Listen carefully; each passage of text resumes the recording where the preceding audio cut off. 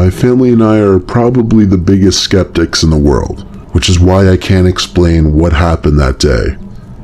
I went downstairs and my brother was in the kitchen. I grabbed a water and asked him if he believed in ghosts. He shook his head, but told me a story about something that he thinks may seem paranormal.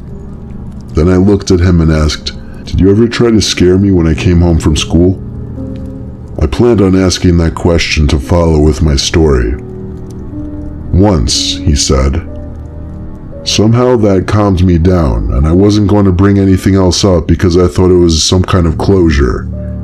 He continued by saying, "But all I did was shoot a Nerf gun bullet at you while you were on the computer." I wish he didn't say that. That wasn't what happened to me in the 7th grade. I do remember him shooting a Nerf gun at me, but it felt inferior to what I was about to tell him. I continued to speak with him about the story that follows. It happened in middle school when I was in 7th grade and recently started off the new year. I came home that day and went to my bedroom where I sat in my bed and put in earbuds to watch YouTube videos. My mom had called me to tell me that my brother would be gone or would be leaving soon to go to a friend's house. My parents also worked late, which means I would be home alone. I was a very quiet kid when no one was around because I always had this fear that there could be someone in the house with me. If I didn't make much noise, then they couldn't find me, right? Who knew that suspicion could have possibly been true? I paused my YouTube video and headed to the bathroom. My house has a very weird layout. I'll try to explain what the important parts of this story looked like. If you were in my bathroom facing the door, you could step out and take a left, and my brother's room would be to your right at the end of the hallway, which is a short hallway. If you went right, you would reach the stairway that went down and stopped because there was a platform in the middle, and then you would walk in the same direction you came to get lower. The stairway leads to our main entrance of the house. We also have an alarm activated. If any doors or windows are opened, a box will immediately say which door has been used. I was in the bathroom and right about to flush the toilet when I heard a loud thud come from my brother's room.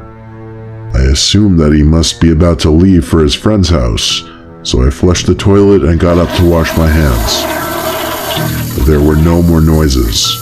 The house felt still, but I felt like I was being listened to.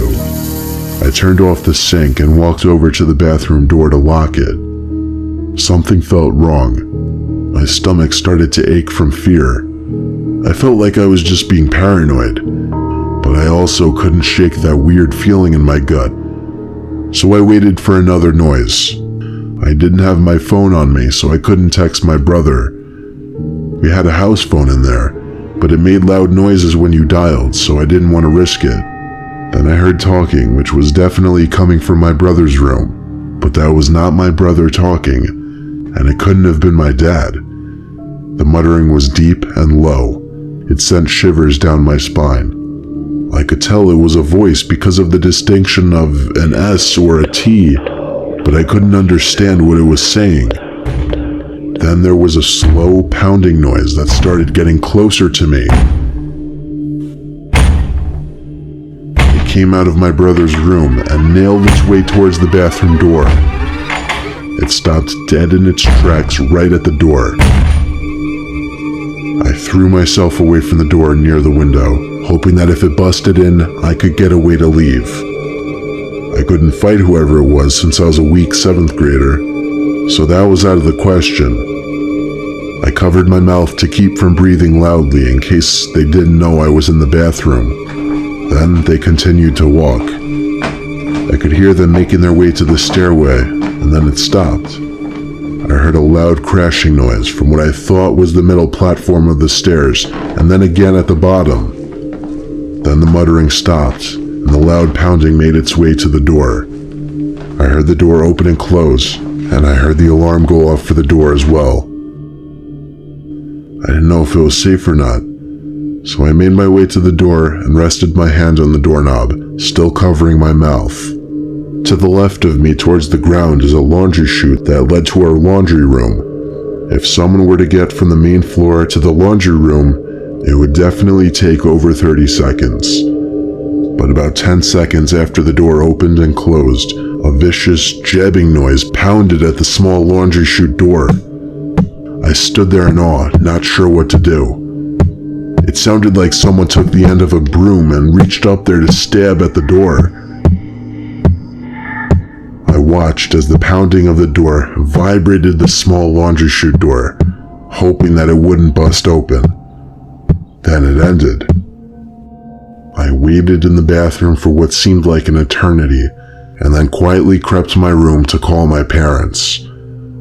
No one picked up, so I waited for them to get home and held my door handle to make sure no one could get in since I didn't have a lock on it. When my parents got home, they didn't believe me.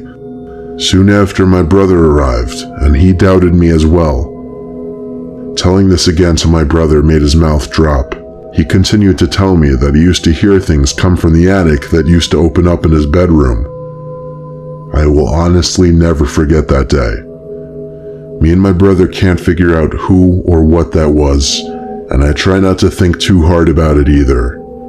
I still don't quite know what happened, and I may never know, but I want to.